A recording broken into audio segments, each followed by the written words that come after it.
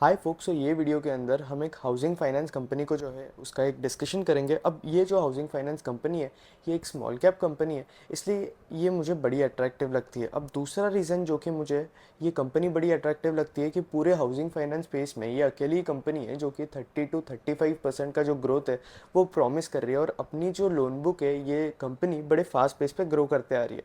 Valuation wise देखोगे तो valuation wise अगर आप इस कंपनी को नोटिस करोगे अगर अच्छे से, तो ये कंपनी का जो है वैल्यूएशन इसके पीयर से अगर आप कंपेयर करोगे तो थोड़ा ज़्यादा हाई है।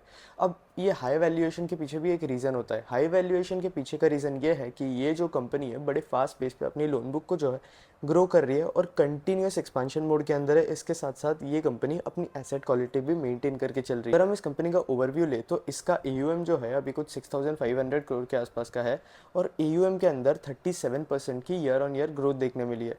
इसका जो स्प्रेड है जो कि निम्स हम बोल सकते हैं कि कोई भी बैंकिंग कंपनी या फिर लेंडिंग कंपनी के लिए निम्स जो होता है वो बड़ा इंपॉर्टेंट होता है। जितने ज़्यादा उस कंपनी के निम्स होते हैं उतना ज़्यादा उस कंपनी के लिए बेटर होता है। आप बेसिकली निम्स को आप ऐसे कंसिडर कर सकते हो कि जो कॉस्ट पे आप लेंड कर रहे हो और जो कॉस्ट पे आप बोरो कर रहे हो उन दोनों का जो डिफरेंस होता है वो होता है आपका बेसिकली निम्स, या आप उसे स्प्रेड भी बोल सकते हो। तो इनका जो स्प्रेड है वो 6.1% के आसपास है और इनका लॉन्ग टर्म टारगेट यही है कि इन्हें अपना जो स्प्रेड है वो 6% के आसपास जो है वो मेंटेन करके चलना है। ग्रॉस एनपीए की बात करें तो 1.1% के आसपास है। आरओए जो है उसके अंदर इंक्रीज देखने मिला है इस हाउसिंग फाइनेंस कंपनी के अंदर 5.6 के आसपास का चले गया है अभी आरओए। आरओए जो है पहले कम था, अगर आप नोटिस करोगे तो इसका आरओए पहले 4.86 था, वहाँ से अब 5.6 के आसपास जो है आरओए पहुंच चुका है। तो आरओए के अंदर हमें इंक्रीजिंग ट्रेंड देखने मिल रहा है और जैसे ही अगर आपका आरओए इंक्रीज हो रहा है तो आपके आरओए के अंदर ऑटोमेटिकली आपको इंक्रीज नोटिस करने मिलेगा। तो बेसिकली आपको जो है ये फाइनेंशियल्स का जो भी आपकी नॉर्मल कंपनी भी होगी लेकिन मेनली फाइनेंशियल्स का आपको आरओई और आरओए दोनों ट्रैक करने चाहिए अच्छे से प्रॉपरली और ट्रेंड देखना चाहिए। आपको कोई स्टैटिक नंबर नहीं देखना चाहिए कि भाई इस कंपनी का आरओई इतना है, इस कंपनी का आरओई इतना है, चलो इतना ही है। अगर हम इसे दूसरे कंपनी से कंपेयर करेंगे, ऐसा केस नहीं होता है फाइनेंशियल्स के केस में या फिर कोई और कंपनी के केस में। तो बात यही है कि अगर आप देख रहे हो तो आप ट्रेंड नोटिस करो। ट्रेंड जो है वो अपवर्ड होना चाहिए। जितना ज़्यादा अपवर्ड ट्रेंड उस स्टॉक के अंदर आरओई का रहेगा उतना ज़्यादा पैसे वो स्टॉक बनाकर देगा आपको। एनएनपीए की बात करें तो कंपनी के एनएनपीए को 0.9% के आसपास है। एक और बात मुझे इस कंपनी की बड़ी अच्छी लगती है कि इसकी जो 100% लोन बुक है वो पूरी सिक्योर्ड लोन बुक है। अब आप सभी को पता है कि हाउसिंग फाइनेंस कंपनी है तो हाउसिंग फाइनेंस कंपनी की जो लोन बुक होती है वो सिक्योर्ड बुक ही होती है। इनकी मैक्सिमम मतलब 90-95% तो सिक्योर्ड बुक ही होती है। कुछ कुछ कंपनीज़ के अंदर, अब रेपको हाउसिंग फाइनेंस की बात करें तो उनका जो कुछ 70% के आसपास का सिक्योर्ड है, 30% जो है वो होम इक्विटी के अंदर एंटर किए हुए। तो इनकी जो है पूरी 100% बुक सिक्योर्ड है। एवरेज लोन का जो टिकट साइज़ है वो 10 लाख के आसपास है। मतलब अफोर्डेबल हाउसिंग लोन इस सेगमेंट के अंदर इंडिया शेल्टर फाइनेंस जो है वो काम कर रही है। फिर उसके बाद आप देखोगे तो इसके पैट के अंदर 77% का ईयर ऑन ईयर हमें इंक्रीज देखने मिला है, जो कि एक और पॉजिटिव बात है। और क्वार्टर ऑन क्वार्टर अभी इन्होंने Q1 के अंदर कुछ 13 ब्रांच जो है वो ओपन किए हैं। अभी इनके टोटल कुछ 236 ब्रांचेस है। क्रेडिट रेटिंग भी इस कंपनी की इम्प्रूव होना स्टार्ट हो चुकी है और जैसे ही इसकी क्रेडिट रेटिंग जो है इम्प्रूव हो जाती है, हाउसिंग फाइनेंस कंपनी या कोई भी बैंकिंग कंपनी होती है या कोई NBFC कंपनी होती है, इन कंपनीज़ की जितनी ज़्यादा क्रेडिट रेटिंग बढ़ती है उतना ज़्यादा उन कंपनीज़ के लिए बेटर होता है। क्योंकि जितना ज़्यादा आपका क्रेडिट रेटिंग बढ़ेगा उतना कम आपका क्रेडिट कॉस्ट हो जाएगा। अगर आपका क्रेडिट कॉस्ट कम हो जाता है तो आप जो है कम कॉस्ट पे पैसे जो है वो बोरो कर सकते हो और फिर आपके वही नॉर्मल इंटरेस्ट रेट पे लेंड कर सकते हो या इंटरेस्ट रेट भी कम कर सकते हो, जिससे आपकी कंपनी जो है वो मार्केट पेनिट्रेशन भी कर सकती है। तो जितना ज़्यादा आपकी कंपनी की क्रेडिट रेटिंग बेटर होगी उतना ज़्यादा आपकी कंपनी के लिए बोरोइंग के लिए बेटर होगा और उतना ज़्यादा आपकी कंपनी के प्रॉफिटेबिलिटी के लिए भी बेटर बात होगी। तो ये चीज़ें जो है हमें नोटिस करनी चाहिए जब भी हम कोई भी financial company, NBFC, bank, housing finance company को जो है एनालाइज करते हैं। फिर उसके बाद अगर आप देखोगे तो इनका AUM बड़े फास्ट पेस पे इंक्रीज हो रहा है। 37% का जो है ग्रोथ देखने मिला है। लोन टू वैल्यू कंपनी ने हेल्दी मेंटेन करके रखा है 52% के आसपास का। मतलब हम 50-50 कंसिडर कर सकते हैं इस चीज़ को। तो ये एक हेल्दी रेशियो मेंटेन करके रखा है। ये रेशियो जो है जितना ज़्यादा कम होता है बेसिकली आपके कंपनी के लिए उतना ज़्यादा बेटर होता है। अब लोन टू वैल्यू मतलब कंपनी जो है 100 रुपीज़ पे 52 रुपीज़ का जो है वो लोन दे रही है और उसकी वैल्यू जो है वो लोन टू वैल्यू के ऊपर हम आगे भी अच्छे से डिस्कशन करेंगे, प्रॉपर डिस्कशन करेंगे कि क्या लोन टू वैल्यू के जो है वो मेट्रिक्स होते हैं बट फिर उसके बाद हम बात करें तो लोन टू वैल्यू जो है बेटर होना चाहिए, ये एक इंपॉर्टेंट मेट्रिक है। ब्रांचेस की बात करें तो 13 नए ब्रांचेस इन्होंने ऐड किए, जियोग्राफिकल प्रेजेंस इनके 236 लोकेशन से अभी। ऑपरेशंस की बात करें तो कंपनी का जो लिक्विडिटी है, लिक्विडिटी कॉस्ट कुछ 8.8% के आसपास का मेंटेन्ड है, और इन्होंने लिक्विडिटी बफर भी इनके पास 1193 करोड़ के आसपास का जो है इन्होंने रखा हुआ है। नेट इनकम के अंदर अच्छी खासी ग्रोथ देखने मिली है, और ओपेक्स टू एयूएम का जो रेशियो है, अब ओपेक्स टू एयूएम जितना ज़्यादा कम होता है उतना ज़्यादा आपके कंपनी के लिए बेटर होता है प्रॉफिटेबिलिटी के हिसाब से, कॉस्ट के हिसाब से, क्योंकि अगर आपका ओपेक्स टू एयूएम रिड्यूस हो जाता है तो आपका कॉस्ट जो है वो कंपनी का वो भी ऑटोमेटिकली रिड्यूस हो जाता है। तो ये जो है इसके अंदर इंप्रूवमेंट देखने मिला है, ये जो है 4.4% के आसपास आ गया है Q1 के अंदर, जहाँ पे ये Q1 FY24 के अंदर कुछ 4.8% के आसपास था। तो इसके अंदर इंप्रूवमेंट देखने मिली है। कंपनी का जो मैनेजमेंट है उसने बोला हुआ है कि ओपेक्स टू एयूएम जो है ये मेंटेन कर चलेगी, और इसी तरीके से मेंटेन रहेगा इनका opex to AUM over long term. Asset quality की बात करें तो वही एसेट क्वालिटी भी मेंटेन्ड है इस कंपनी की। थोड़ा बहुत एसेट क्वालिटी के अंदर मुझे फ्लक्चुएशन देखने मिला है इस कंपनी के अंदर, बट ओवरऑल अगर आप देखोगे तो एसेट क्वालिटी जो है वो मेंटेन्ड है। और मुझे नहीं लगता पर्सनली कि इसके एसेट क्वालिटी के अंदर देखो, इसके अंदर थोड़ा बहुत मुझे फ्लक्चुएशन देखने मिला है। अगर आप नोटिस करोगे तो आपको देखने मिल जाएगा कि एसेट क्वालिटी के अंदर थोड़ी बहुत दिक्कतें चल रही है। अब ये मैक्सिमम आपके केसेस में माइक्रो फाइनेंस कंपनी जो है उनके केसेस में भी चल रही है। अब ये इंडिया शेल्टर जो है आपके मैक्सिमम LIG और EWS कैटेगरी वाले को लोग जो है उन्हें लोन देती है, तो वहाँ पे थोड़ा बहुत ऊपर नीचे कलेक्शंस के अंदर हो सकता है, जिसके थ्रू आपका एसेट क्वालिटी 0.1% से थोड़ा बहुत ऊपर नीचे देखने मिल सकता है।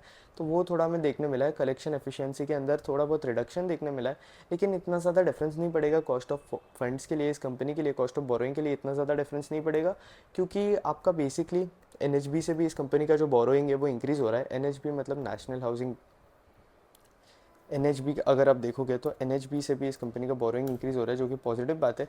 NHB आपका नेशनल हाउसिंग बैंक होता है। अब NHB आपको जो है, अगर आप हाउसिंग कंपनी हो तो कम इंटरेस्ट रेट पे आपको जो है वो लोन्स यूजुअली प्रोवाइड कर देता है NHB, अंटिल आप रीफाइनेंस ना कर रहे हो, जो कि ये कंपनी का केस है, जिसके बारे में भी हम अच्छे से डिटेल में बात करेंगे। फिर उसके बाद देखें तो ये जो है अबाउट कुछ 98% जो इसके लोन एप्लीकेंट्स है वो वुमेन्स ही है। तो ये एक और ट्रेंड मुझे इस कंपनी के अंदर नोटिस करने मिला। कंपनी के अंदर इंस्टीट्यूशनल होल्डिंग जो है वो अच्छी खासी देखने मिलेगी आपको। अगर आप इंडस्ट्री डायनामिक्स देखोगे तो EWS के अंदर अगर आप देखोगे तो एग्रीगेट लोन की जो डिमांड है वो कुछ 5 के आसपास है, हम रुपीज़ ट्रिलियन की बात कर रहे हैं। फिर उसके बाद LIG के अंदर 40 है, MIG एंड अबव के अंदर 22 है, तो टोटल जो है वो 68 के आसपास जो है वो डिमांड बैठ जाती है।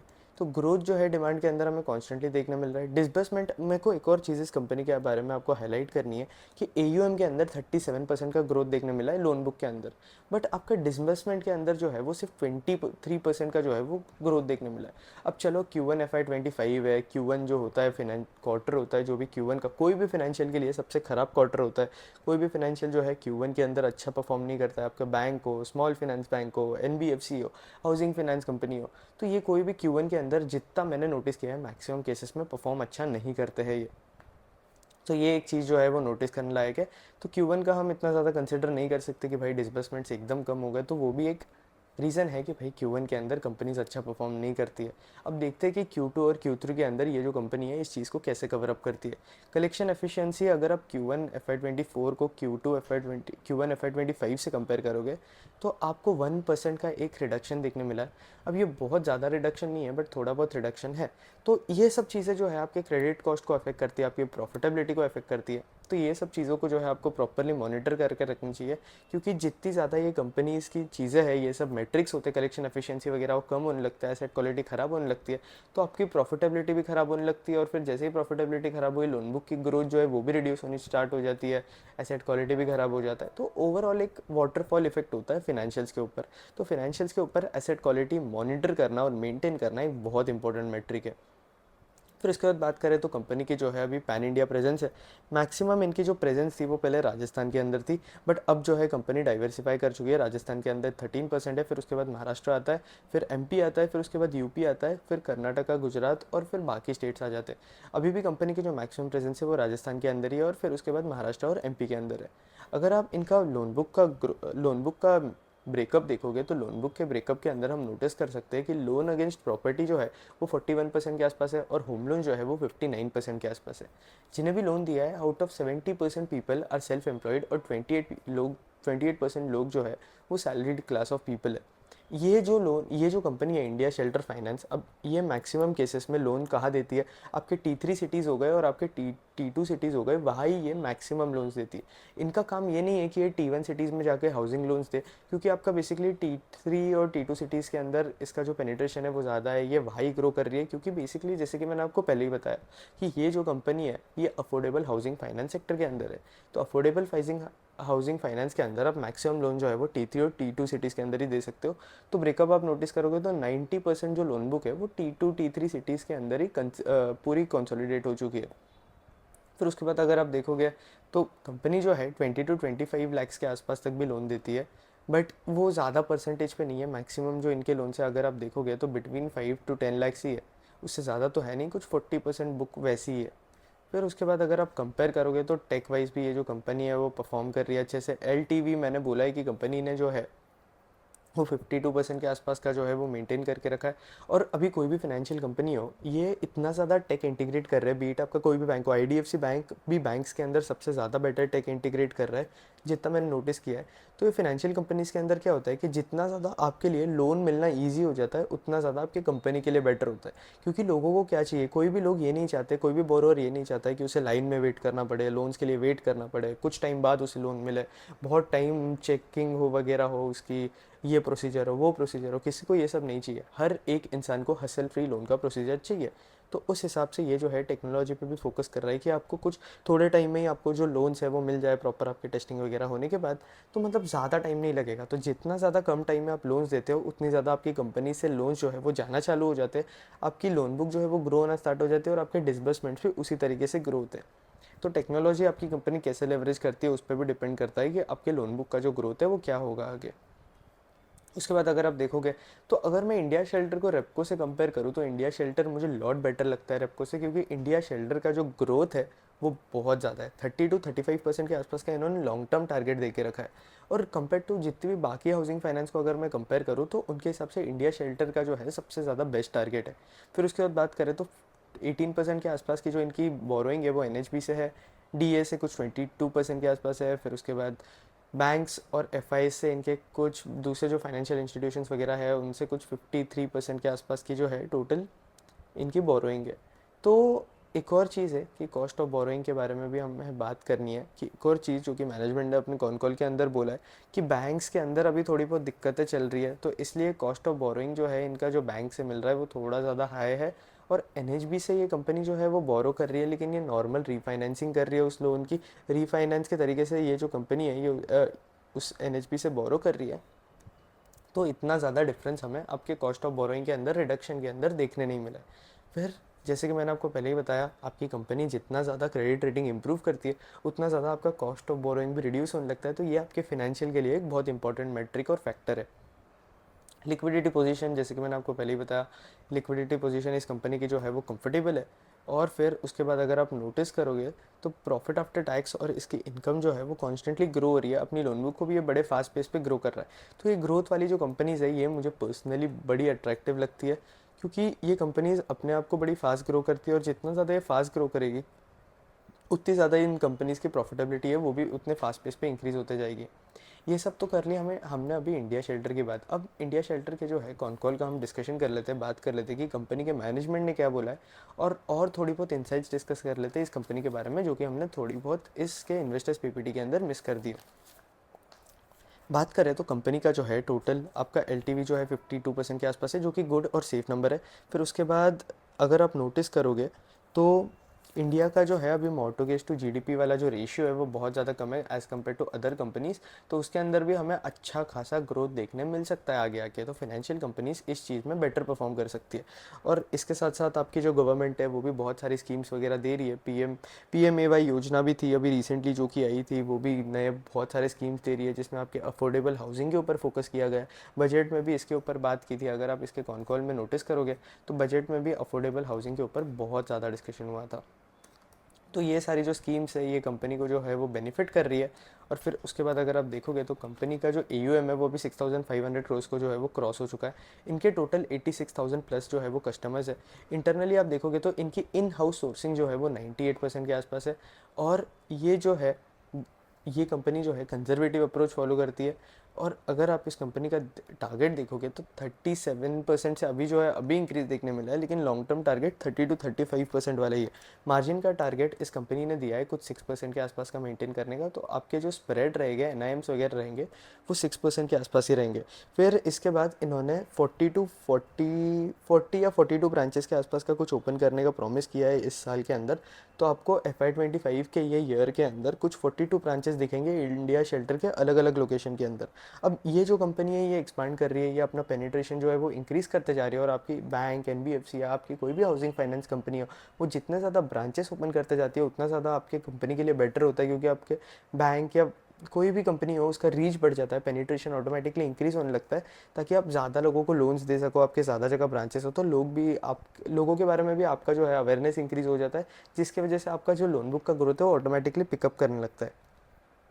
फिर उसके बाद बात करें तो NHB के फाइनेंसिंग से, NHB से अभी इन्होंने कुछ, अगर आप नोटिस किए रहोगे तो NHB से इनका जो बोरोइंग था वो थोड़ा बहुत इंक्रीज़ देखने मिला है उसके अंदर, बट ऐसे इतना ज़्यादा बहुत ज़्यादा डिफरेंस नहीं देखने मिला है हमें कॉस्ट ऑफ फंड्स के अंदर। कॉस्ट ऑफ फंड जो है कंपनी बोल रही है कि 8.8 के आसपास ही मेंटेन रहेंगे, ना इंक्रीज़ होंगे ना डिक्रीज़ होंगे। और अभी थोड़ा सा नेगेटिव चीज़ें चल रही है लेंडिंग स्पेस के अंदर।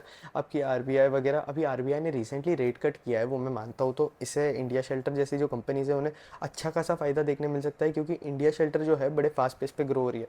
तो RBI के रेट कट से इंडिया शेल्टर को जो है फ़ायदा देखने मिल सकता है। बट इसके पहले RBI ने जो है रेट भी बड़े टाइम बाद इंक्रीज़ किया और अनचेंज ही रखा है। तो इसलिए अब थोड़ा सिनेरियो जो है पहले नेगेटिव हो चुका था, अब थोड़ा बहुत पॉजिटिव देखने हो मिल रहा है हमें। बट इसके पहले जो है सिनेरियो थोड़ा ज़्यादा नेगेटिव था। बट कंपनी के मैनेजमेंट ने बोला है कि कुछ भी हो, इनका जो प्रोमिस है जो कि इन्होंने किए कि लोन बुक के ग्रोथ से रिलेटेड, प्रॉफिटेबिलिटी के रिलेटेड, ब्रांचेस के रिलेटेड, ग्रोथ से रिलेटेड, तो ये सारे प्रोमिस जो है कंडीशन अच्छी हो ख़राब हो ये सारे फुलफिल किए जाएंगे, और ये सारे टारगेट जो कि कंपनी दे रही है वो अचीवेबल है। फिर उसके बाद बात करें तो रेटिंग जो इस कंपनी की इंक्रीज़ हो रही है। आपकी रेटिंग इंक्रीज़ होने लगी है तो हमने पहले ही बात कर ली कि कॉस्ट ऑफ फंड जो है वो अप्रॉक्सीमेटली सेम है, क्योंकि बैंक्स के अंदर थोड़ा बहुत इशू चल रहा है, तो बैंक से जो है आपकी बोरोइंग थोड़ी हाई है इस कंपनी की, अगर आपने नोटिस किया रहेगा तो इसकी वजह से इनका जो कॉस्ट ऑफ बोरोइंग है वही वही रेट पे जो है अब तक मेंटेन्ड है। अगले 3 से 4 साल कंपनी जो है आराम से 42 ब्रांचेस हर साल खोल सकती है, 42 ब्रांचेस से ज़्यादा भी खोल सकती है। कंपनी के पास अच्छी खासी लिक्विडिटी अवेलेबल है, प्रॉफिटेबिलिटी भी अच्छी है इस कंपनी की, तो ये आराम से एक्सपांड कर सकती है। एक्सपांशन के अंदर इस कंपनी को जो है कोई भी प्रॉब्लम देखने नहीं मिलेगा हमें। ओपेक्स टू AUM जो है कुछ 2 से 3 साल के अंदर 15 to 20 बेसिस पॉइंट से जो है वो रिड्यूस हो जाएगा, और अगर आपका ओपेक्स टू AUM रिड्यूस हो रहा है तो आपको कंपनी के अंदर ऑपरेटिंग लेवरेज भी देखने मिलेगा, और आपकी प्रॉफिटेबिलिटी भी इस कंपनी के अंदर ऑटोमेटिकली इंक्रीज हो जाएगी। फिर CLSS स्कीम की बात करें, क्रेडिट लिंक सब्सिडी स्कीम के अंदर अगर हम बात करें तो ये CLSS स्कीम जो है वो पॉजिटिवली इंपैक्ट करेगी, और CLSS स्कीम के अंदर कंपनी का जो टोटल AUM का जो परसेंट है वो 4% से कुछ 5% के आसपास का है। फिर उसके बाद बात करें तो कंपनी का जो हाउसिंग लोन और इनका जो लोन अगेंस्ट प्रॉपर्टी है अभी कुछ 61% और 39% है, लेकिन कंपनी को आगे जाके इसे 60-40 के रेशियो में ही रखना है। और लोन बुक की बात करें तो अभी इनकी 75% लोन बुक जो है वो फिक्स्ड है, और 25% लोन बुक जो है वो फ्लोटिंग है, फ्लोटिंग की कैटेगरी में आती है। अब इन्हें जो है फ्लोटिंग लोन बुक को जो है वो 40 to 45% के आसपास का लेके जाना है इन 2 ईयर्स। अगर आपकी लोन बुक जो है वो फ्लोटिंग होती है तो आपको इंटरेस्ट रेट के हिसाब से भी फ्लेक्सिबिलिटी मिलती है। अगर इंटरेस्ट रेट ऊपर जा रहे हैं तो आप automatically high interest rate charge कर सकते हो, अगर इंटरेस्ट रेट नीचे जा रहे हैं तो आप लोअर इंटरेस्ट रेट चार्ज कर सकते हो। तो ये आपकी कंपनी के लिए जो है वो बेटर चीज़ हो जाती है फ्लोटिंग के केस में। तो मतलब काइंड ऑफ हेज्ड ही रहती है आपकी जो बैंकिंग या फिनेंशियल है, तो वो हेज्ड होता है। को लेंडिंग जो है अभी ये कंपनी स्टार्ट कर रही है, नेसेंट स्टेज के अंदर है, एकदम ज़्यादा हाई फाई स्टेज के अंदर नहीं है को लेंडिंग के अंदर, क्योंकि कंपनी जो है ग्रो कर रही है तो नए नए ऑपरेशन स्टार्ट कर रही है। तो अब तक को लेंडिंग स्टार्टअप मोड के अंदर ही है, तो हमें देखने मिलेगा आगे के क्वार्टर्स में कि कंपनी जो है को लेंडिंग के अंदर किस तरह परफॉर्म कर रही है। फिर उसके बाद बात करें तो कंपनी जो है, कंपनी का मैनेजमेंट बोल रहा है कि थोड़ा बहुत फ्लक्चुएशन देखने मिला है हमें कलेक्शन एफिशिएंसी के अंदर, जो कि एक नेगेटिव चीज़ लगी मुझे, क्योंकि कलेक्शन एफिशिएंसी के अंदर आपको इंक्रीज़ ही देखने मिलना चाहिए, रिडक्शन नहीं देखने मिलना चाहिए। इसकी कलेक्शन एफिशिएंसी अभी कुछ 98% के आसपास है, मतलब कि कंपनी जो है 100 रुपीज़ कमा रही है, 100 रुपीज़ लेंड कर रही है, और उसमें से वो सिर्फ 98 रुपीज़ ही कलेक्ट कर पा रही है। तो ये कलेक्शन एफिशिएंसी का मतलब होता है, तो जितनी ज़्यादा आपकी कलेक्शन एफिशिएंसी होती है उतना ज़्यादा आपकी कंपनी के लिए भी बेटर होता है। तो इंडिया शेल्टर फाइनेंस के बारे में बस हम डिस्कशन को इतना ही रखेंगे। मैंने आपको पूरी मैनेजमेंट ने क्या क्या बातें की कॉन कॉल के अंदर वो भी बता दिया, हमने कंपनी का जो है बिजनेस मॉडल भी डिस्कस कर लिया, कंपनी के साथ चल क्या रहा है वो भी डिस्कस कर लिया। एक बार अपॉर्चुनिटी के बारे में हम डिस्कस कर लेते हैं। हाउसिंग सेक्टर की बात करें तो अफोर्डेबल हाउसिंग सेक्टर के अंदर एक बहुत अच्छी अपॉर्चुनिटी जो है हमें देखने मिल सकती है, क्योंकि गवर्नमेंट का भी बहुत ज़्यादा सपोर्ट है, गवर्नमेंट बहुत ज़्यादा स्कीम्स भी लॉन्च कर रही है। और अभी पीएम नरेंद्र मोदी ने भी कुछ बोला था कि हर एक इंडियन के पास अपना घर होना चाहिए। तो उस हिसाब से गवर्नमेंट के थ्रू भी आपको अच्छा खासा ग्रोथ देखने मिल रहा है अफोर्डेबल हाउसिंग के सेक्टर के तरफ। उसके बाद आप देखोगे तो एक और कंपनी है अफोर्डेबल हाउसिंग फाइनेंस के अंदर, जिसका नाम है हुडको। अब ये जो है गवर्नमेंट कंपनी है, मैक्सिमम लोन जो है वो गवर्नमेंट इंस्टीट्यूशंस को ही देती है, गवर्नमेंट प्रोजेक्ट्स के लिए ही देती है। अब ये भी एक्सपांड कर रही है दूसरे इससे, बट ये भी अपनी जो लोन बुक है इतनी बड़ी, इसकी जो लोन बुक है वो कुछ 1 लाख करोड़ के आसपास है। तो इतनी बड़ी लोन बुक होने के बाद भी ये जो कंपनी है ये 30-40% के आसपास जो है वो ग्रो कर पा रही है। टारगेट 50% का भी है। 50% जो है ये सस्टेनेबल टारगेट नहीं है। अब इंडिया शेल्टर का देखोगे तो ये 30 to 35 वाला जो टारगेट है वो सस्टेनेबल टारगेट है। हुडको के केस में टारगेट इतना सस्टेनेबल नहीं है।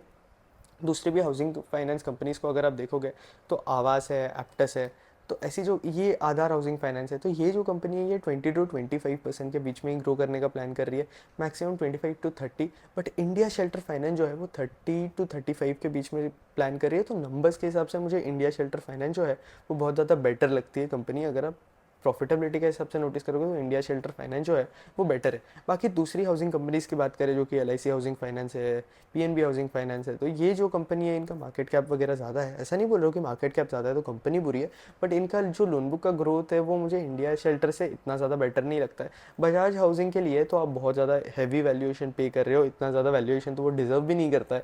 क्योंकि अगर आप नोटिस करोगे तो बजाज हाउसिंग फाइनेंस का भी लोन बुक का जो ग्रोथ है वो ज़्यादा नहीं है, इंडिया शेल्टर से तो बहुत ज़्यादा कम है। तो उस हिसाब से इंडिया शेल्टर के अंदर मुझे एक अच्छी अपॉर्चुनिटी देखने मिल रही है। बाकी इंडिया शेल्टर के बारे में बस इतना ही था। अगर आपको वीडियो अच्छा लगा तो लाइक कर देना, कंटेंट अच्छा लगा तो चैनल सब्सक्राइब कर देना। और हाँ, इस वीडियो के अंदर हमने जो भी इंडिया शेल्टर फाइनेंस के बारे में बात की, ये जो भी वीडियो था ये एजुकेशनल पर्पज़ के हिसाब से वीडियो था। वीडियो का मेन पर्पज़ था कि आपको कंपनी का जो है वो एनालिसिस प्रोवाइड किया जाए, जिसके ऊपर आप डिसीजन ले पाओ। तो ये कोई स्टॉक रिकमेंडेशंस नहीं दे दो, छोटे बच्चे जैसे एक्टिंग करके स्टॉक्स मत बाय कर लेना। इस वीडियो को बस हम इतना ही रखते हैं, यहाँ ही रखते हैं। Q2 के अपडेट सारे कंपनीज़ के, तो इसके लिए चैनल को जो है फॉलो करके रखना, जहाँ पे आपको हर एक कंपनी का जो है Q2 का अपडेट मिलेगा। लेकिन आप पर्सनली चाहते हो कि आपको कोई और कंपनी का जो है Q2 अपडेट दिया जाए, या फिर आप चाहते हो कि मैं कोई और कंपनी का एनालिसिस कर दूँ, तो उस कंपनी का नाम जो है कमेंट सेक्शन के अंदर डाल देना। That's it, thank you.